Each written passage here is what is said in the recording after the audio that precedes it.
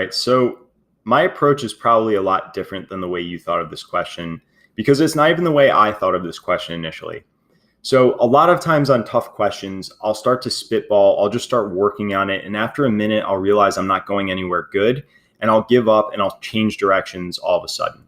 And that's pretty much what happened here. So I realized I wasn't getting anywhere by trying to actually calculate the total change as a percentage of the initial dollar value.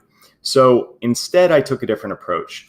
And what tipped me off to it was the fact that 6 of these 60 were decreasing in value by 50%. And I thought to myself, those numbers are really easy to work with. So 6 of 60 is 10%, which means the other 90% experienced this plus 20% increase, and this 10% experienced this negative 50% decrease, which was stated to us in the question stem. Now, I can use a weighted average to weight these percent changes based on what percent of the items experience these percent changes. And that's what I've done down here.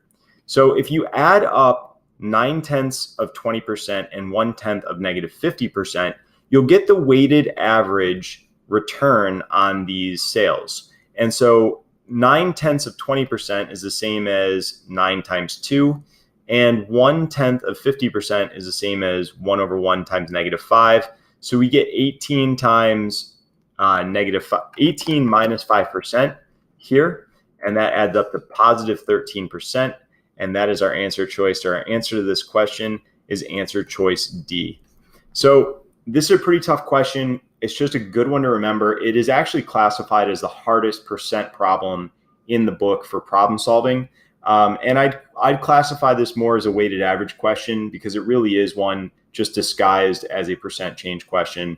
A lot of times, if you're struggling on a question for 2.5 minutes, you're doing it wrong. And so I recommend that you have a hard stop at the 2-minute mark, unless you're just tying up those last details of your question. Otherwise, you're probably prone to be dragging yourself in the wrong direction and more likely to get the question wrong.